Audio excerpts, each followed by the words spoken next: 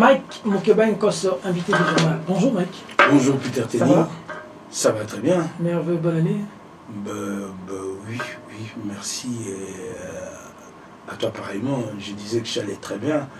Une vingtaine d'années, le Congo ne s'est jamais si bien porté avec des perspectives d'avenir assez radieuses. Maintenant ça va? Il y a des perspectives, il y a des perspectives. Je sais que les menaces persistent, que Kabila multiplie des manœuvres, surtout au niveau sécuritaire. Il y a des menaces qui pèsent sur le pays maintenant? Oui, il y a des menaces. Pourquoi vous voyez Kabila partout? Maintenant qu'il est parti, vous ne pouvez pas vous gérer comme toi, tu as l'Union sacrée, j'ai appris. Normal. Tu es maintenant avec Fachi. Vous ne pouvez pas gérer sans Kabila. Kabila, vous le voyez partout. Normal de voir Kabila partout. Peut-être que Peter ne s'en rend pas compte. Ce que Kabila représente en termes de tentacules sur le plan financier et économique au Congo est une menace sur la paix. C'est une menace. Comment ça? Ce qu'il représente en termes de tentacules sur le plan financier, économique, les réseaux qu'il contrôle de compagnies minières, ainsi de suite, il Mateba pas là, ainsi de suite. C'est toute ça représente une menace sur l'avenir de ces pays. Une menace sérieuse. Ça voudrait dire qu'un homme s'est doté d'une telle puissance qu'à tout moment il peut déstabiliser le Congo. Il faut prendre ça au sérieux. Les gens ont pensé que ça a été facile ce qui a été fait. Ah non, pas du tout. Ah bon? C'est un grand combat. Et au jour d'aujourd'hui, il faut préserver ces acquis-là. Je crois que vous avez appris qu'il va y avoir un procès d'un militaire qui est dans la ferme des Kabila, qui a menacé, qui a pas fréquemment des menaces à l'endroit de la sécurité intérieur du pays. Ça s'est passé où? Mais dans la ferme de Kabila, au Katanga. Et vous avez appris aussi qu'il y aurait des arrestations depuis 2-3 jours, 48 heures, 72 heures. Certains officiers ex-RCD ont été appréhendés. Je ne vais pas entrer trop dans le détail, c'est sécuritaire. Cette information qui a fait qu'on a arrêté certains officiers ici, elle est vraie? C'est sérieux, c'est à prendre très très au sérieux. Ouais. Donc le pays, à tout moment, ça peut... Non, ça peut rien. Parce qu'en fait, ça c'est comme les soubresauts du moribond. Il tente, mais la détermination qu'il trouve en face fait qu'il finira par y renoncer par ses Parce que Robert a été transféré d'urgence en Afrique du Sud. Bon, c'est relatif, quand vous dites d'urgence, avec un avion médicalisé. C'est relatif, on sait ce que c'est. On connaît ces genres de montage. Tant mieux, il s'agit d'une question de santé. Inch'Allah, que Dieu. Non, vous n'avez pas cru que Dieu le préserve. Vacation, vous n'avez pas cru Je n'y ai pas beaucoup cru, mais que Dieu le préserve. Ça cache des choses, selon vous? Je ne suis pas là pour polémiquer sur l'état de santé d'un être humain comme moi. Ça peut m'arriver aussi, mais je dis que Dieu le préserve, c'est tout quoi. Même ce couvre-feu par rapport au Covid, beaucoup disent que derrière ça, il y a autre chose. Je laisse les gens spéculer. C'est la sécurité. Je laisse les gens spéculer. Moi, je n'ai pas ces informations. Il faudrait quoi pour Kabila? L'arrêter ou le laisser vivre en paix? Bon, je ne sais pas, ça ne dépend pas de moi. Certains pensent qu'il devra répondre un jour. De quoi? Mais je me dis, pour des raisons de paix, de stabilité, si ça ne tenait qu'à moi, il faut le laisser calmement, là, que le yeux, il est allé s'installer. Il va revenir à Kingakati. Oui, même à Kingakati, il faut le laisser tranquillement. Mike, vous voulez faire tomber Godem Pouy, pourquoi?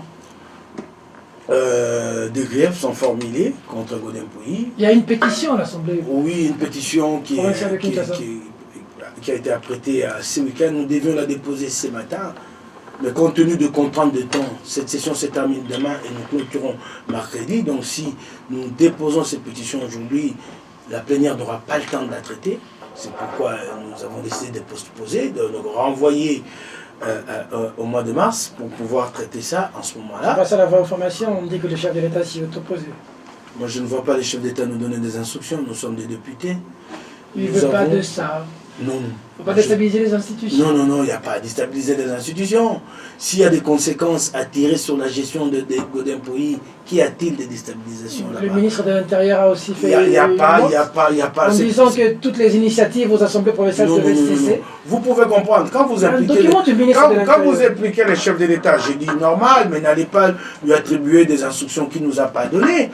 Mais il a donné l'impulsion en ce qui concerne la mise en route de l'Union sacrée de la Nation. Je me dis quelque part, il va veiller à ce que ça se passe tel que prévu. normal qu'il discute avec elle, qu'il donne son point de vue. Mais là, on pensait qu'il nous a donné des instructions, moi je ne suis pas d'accord.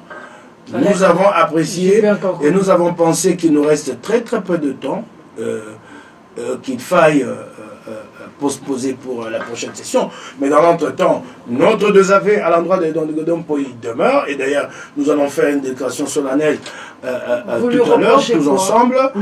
J'ai dit d'abord sa manière autocratique de gérer l'Assemblée provinciale de Kinshasa. Il y a eu des passages en force, 2 ou 3, la semaine dernière. Il a amené la plénière à marcher carrément sur l'argument intérieur en ce qui concerne l'examen de la reddition des comptes. La loi des finances dit clairement que si les rapports de Cour des comptes ne viennent pas au même moment ou ne pas là en ce moment-là, vous ne pouvez pas examiner la reddition des comptes. C'est subordonné à la présence du rapport de la Cour des comptes. C'est dit dans la loi des finances. Quel fait Godin Poyi? Il pose la question, qui sont pour, qui sont contre. Vous faites voter quelque chose qui est coulé dans la loi, ça c'est très grave. Pareil aussi sur la question liée à l'examen du projet des budgétaires, encore un passage en force. Il y a aussi sur le plan des finances de l'Assemblée provinciale, des greffes qui sont mises à sa charge. Oui, notamment, un questeur. Non, mais l'ordonnateur numéro 1 de l'Assemblée, il s'appelle Godin Poyi. C'est l'ordonnateur principal. Ça, c'est sur le plan légal. Et en même temps, on lui reproche cette affaire, que moi j'avais déjà dénoncée à l'époque. C'est pas le moment de revenir à ces combats, mais j'en parle puisque c'est repris dans la pétition. On lui reproche l'arrêt des travaux du bâtiment en construction. Les travaux sont arrêtés depuis plusieurs mois. Raison, attendez. Ah ben voilà la presse relais Covid. C'est un bâtiment qui a bénéficié d'un prêt bancaire de 531 000 $, dont la banque a mis à la disposition de l'Assemblée provinciale dans un compte Afriland First Bank 531 000 $. Alors qu'est-ce que tu m'expliques? Le Covid est allé manger cet argent-là dans les comptes?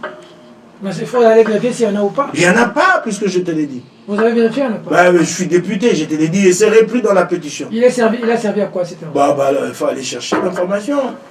Mais on vous croyait déjà fumer l'Académie de la paix avec Godin Poyi. On l'a fait, maintenant je reviens sur des faits qui sont repris. Non, je n'ai pas gardé dedans. Je reviens, je reviens sur des faits qui sont repris dans la pétition. Vous n'êtes pas entendu? Écoutez. Oui, moi j'ai vu Godin Poyi m'a vu, nous nous sommes vus. Vu, il n'y a pas d'inimité personnelle entre lui et moi. Mais qu'est-ce qui se passe aujourd'hui? Ce qu'il nous dit, c'est des rapports professionnels. Et là, il y a une pétition et j'en suis signataire. J'ai signé cette pétition. Je ne ferai prendre ici que la substance, ce qui est repris dans cette pétition. Donc ne me l'attribuez pas. Qui est l'initiateur de la pétition? Mais tous ceux qui ont signé. Qui a initié Je n'ai pas besoin de te dire qui a initié. Monsieur, venez répondre à mes questions. Mais tous, nous avons initié au même moment. Non, jamais. Oui, nous avions parlé, nous avons discuté, nous avons dit, nous mettons cette pétition en haut. Il y a toujours quelqu'un qui... Je veux te dire, ceux qui ont piloté, ceux qui ont piloté ces dynamiques. Parce que les dépenses ont placé son pied là-bas. Attendez, ce qui serait d'ailleurs, à mon point de vue, légitime, il n'y a pas à se plaindre. Parce qu'il y a un nouveau rapport de force maintenant qui s'installe, il faut en tirer les conséquences sur le plan politique.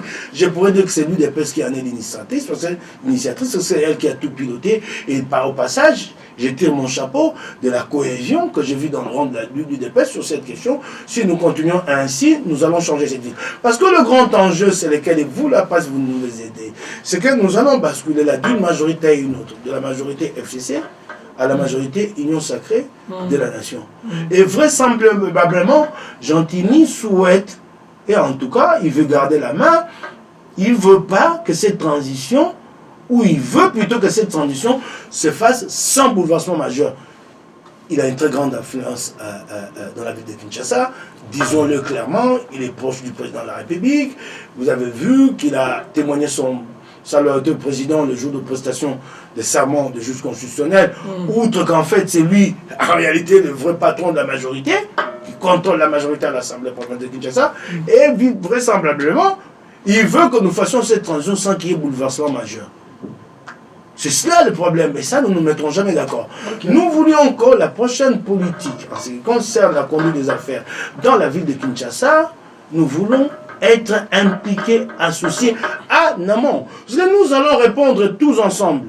Si, jusqu'à ces jours, Gentini a bénéficié de la complaisance d'une majorité complaisante, nous ne venons pas dans l'union sacrée pour participer à une majorité complaisante, mais plutôt une majorité responsable.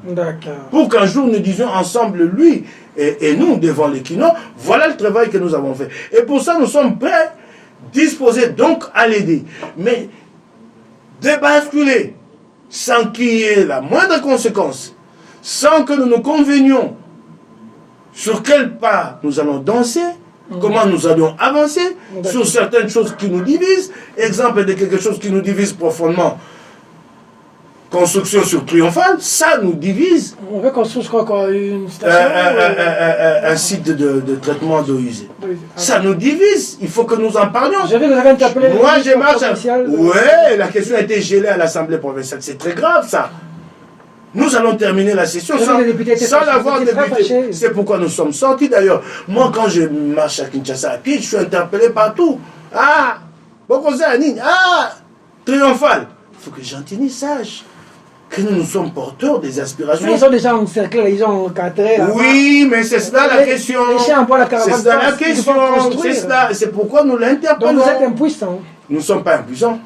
Parce qu'on a déjà nous sommes pas, on a déjà encadré. Moi, je préfère les dire gentiment à Gentini Ngobila. Aujourd'hui, nous ne sommes pas impuissants. S'il le faut, nous mobiliserons la rue.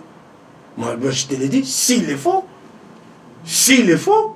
Moi, je te prends, des fois de mémoire. J'en ai discuté avec l'honorable Magloire Kabemba, qui est le plus concerné par cette question, étant donné que c'est l'élu de Kassavubu. Nous sommes presque d'accord que s'il est faux, nous mobiliserons des Kino.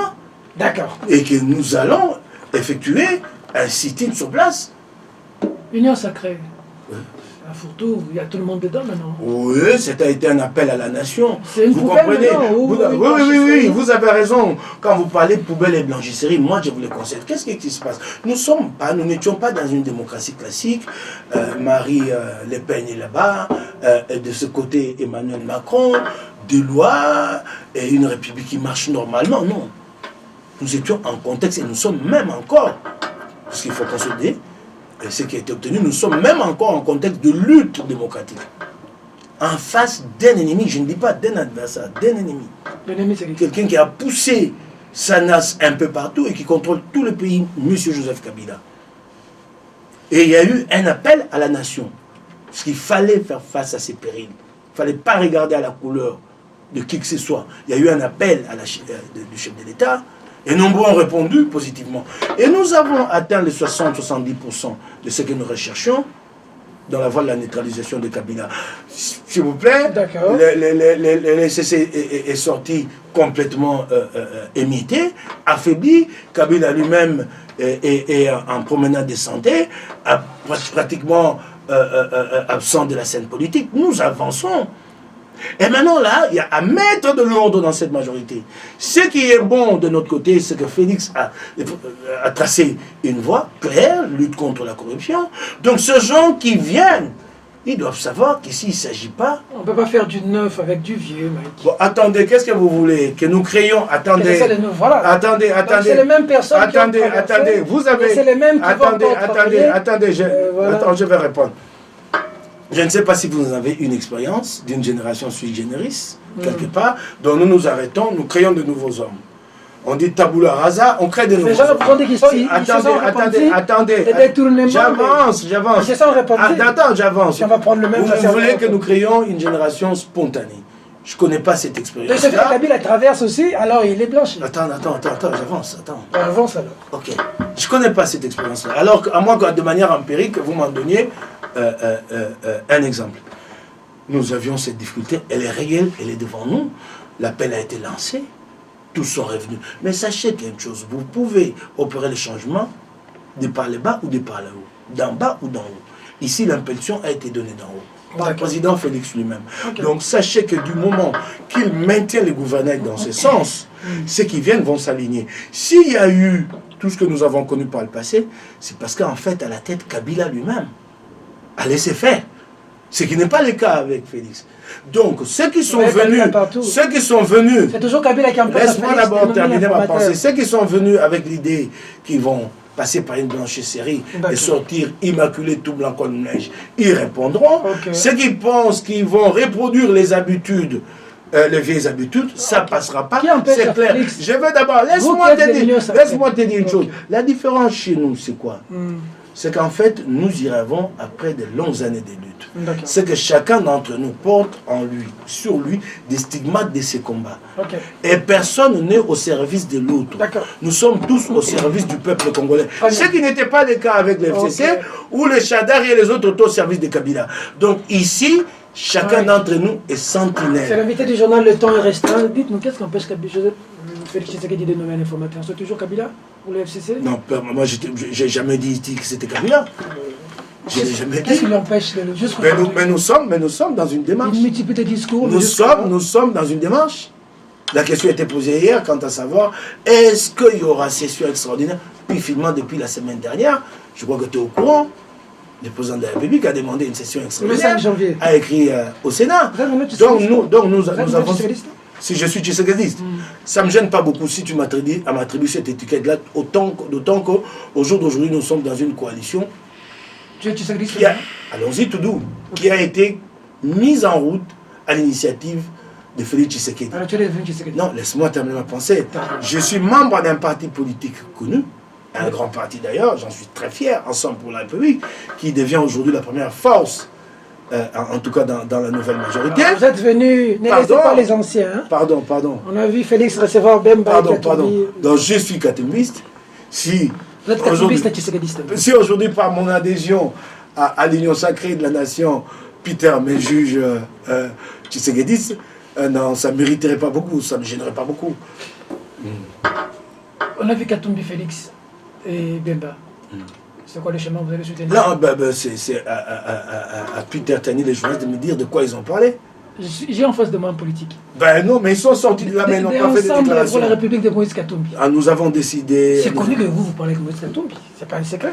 Mais attendez, c'est pas... Moi, je vais vous tirer le verre du nez. Attendez, mais c'est pas pour quoi il livre à Moukébaï. Non, tu ne lui as pas dit... Tous les secrets d'État. C'est son dit là-bas? Non, je ne suis pas au courant. Vous allez soutenir Félix en 2023 ou... Je ne suis pas au courant. Ce sera sauf qui peut. De toutes les façons, nous y allons. La première étape, puisque nous avons maintenant la possibilité, rien ne nous y empêche maintenant, la première étape, c'est d'opérer des réformes.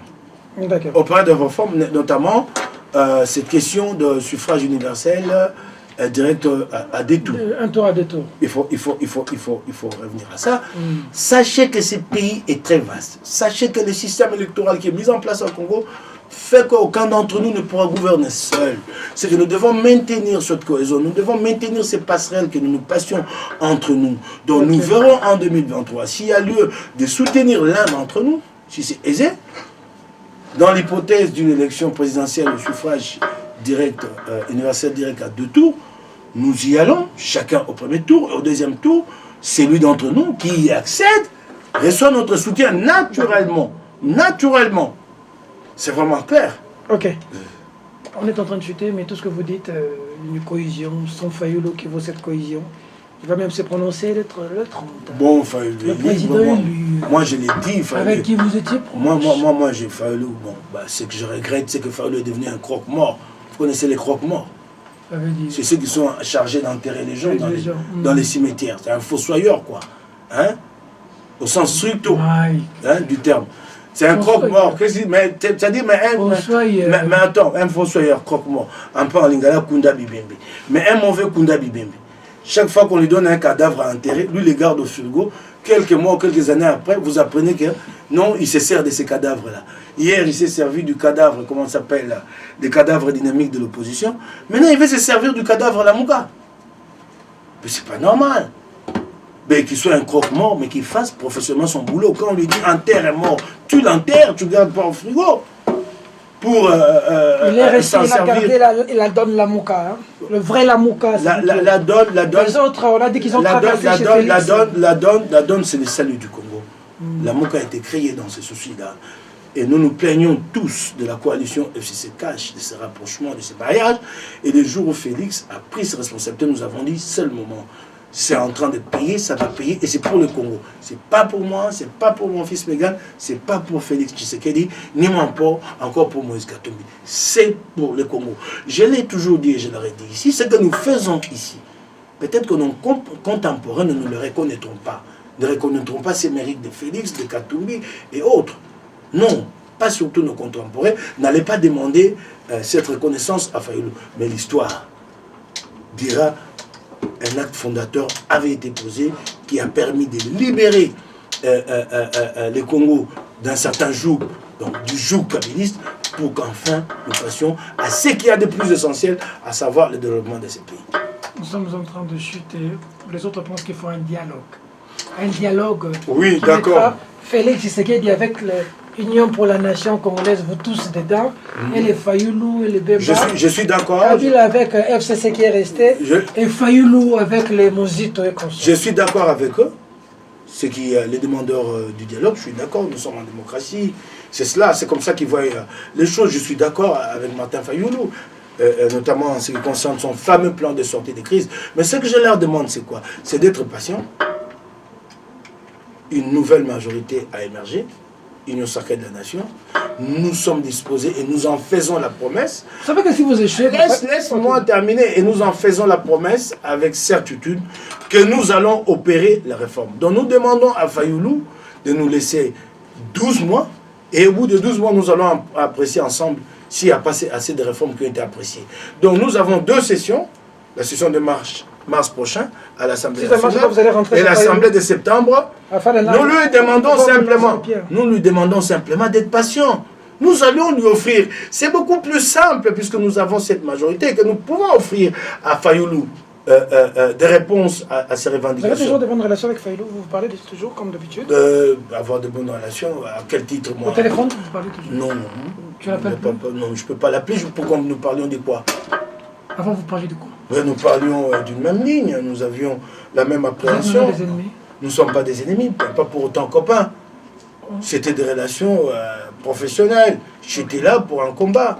Et à un moment donné, il y a eu une compréhension entre nous. Il a pris une voie et j'ai pensé que... Comme tu détournes toujours des gens... Je ne me détourne jamais des gens. Ce sont des gens qui se détournent des idéaux. Demandez à tous ces gens, nous nous sommes séparés autour de quoi? À tous! Et de toute façon, quand on m'attribue ces gens, moi, je n'ai pas été politique par le passé. Attendez, moi, j'ai pas été... Attendez. D'abord, il faut faire la part des choses. À l'époque, je n'étais pas politique. J'étais donc un média. Et j'étais censé avoir certaines, peut-être, affinités politiques. Ou peut-être au nom de contrats commerciaux. Avec ou tel. On y met un peu tout le serviette et le torchon dans cette affaire. C'est pas vrai. Mais quand on dit qu'il s'est séparé de tel et de tel, on dit qu'il faut poser la question à quel sujet? Quels sont les idéaux qui nous avaient mis ensemble et à quel moment moi j'ai trahi ces idéaux? Personne ne détira qu'un jour, au nom d'une telle conviction, d'un tel objectif, Moukeba il s'en est détourné au détriment de l'intérêt de tous, de l'intérêt général, pour aller dans telle voie unie, personnelle, pour qu'il gagne seul. Je ne connais pas cette expérience dans ma vie. Je ne suis pas homme à mettre en avant tout, sa petite fille à lui, plutôt que de voir la communauté et de gagner avec cette communauté-là. C'est comme ça ma vision. Donc ce qu'on m'attribue là, personne ne te le dira. Donc d'ailleurs, sur la question Fayulu, mais c'est aussi simple, ça c'est ce qu'il y a de plus récent. Fayulu fait une déclaration. Le lendemain, je fais une déclaration. Je prends position. C'est aussi simple que ça. Prenez le cas Fayulu. Donc, j'ai fait une déclaration pour dire je ne suis pas d'accord. Le fait de dire que je n'étais pas d'accord, mon cher frère, anathème est jeté sur moi. Et vilipendé. Après, je devais me défendre. Là, je me suis défendu. Très bien. Dernière question. Ce n'était qu'une question de position démocratique. Il dit risque d'être destitué ou risque la destitution, je dis, c'est dangereux. Ça prête le flanc à Kabila, ça renforce des camps adverses. Je l'ai dit sur la place publique, parce que Fayulu l'avait déjà fait. Dernière question. Sur la place, je devais prendre ma responsabilité devant l'histoire. Le fait de l'avoir fait, aujourd'hui, je suis accusé de tous les péchés d'Israël. Dites-moi, par exemple, avec Fayulu, nous sommes séparés autour de quoi? Dites-le-moi. Autour de quoi? Toutes les personnes avec qui vous êtes battus... ont quand même des problèmes aujourd'hui. Hein? Non, n'allez pas dire que je suis allé... Avec qui vous étiez un antagoniste, si tu veux. Que j'étais un antagoniste et qu'ils ont connu de mauvais sorts et vous voulez m'attribuer ça. Non, je veux juste te poser la question, ça comment ça s'explique? Je ne sais pas. Donc, pour le cas de la parcelle là où le ministre provincial a fini par, son garde a fini par tuer quelqu'un, le terrain avec qui on a fait beaucoup de descentes avec toi, tu te défendais ce terrain jusqu'à ce que tu ailles en prison. Le ministre a eu un petit problème. Vital avec qui tu as des démêlés, il a eu un petit problème. Maintenant, Godin Poy, il y a aussi des non, rien à voir. Tes ancêtres, ils sont pas en train de faire des choses. Non, pas du tout. D'ailleurs, j'ai grandi dans une culture... Il n'y a pas d'intervention des ancêtres au village là-bas. Je vais te dire, j'ai grandi...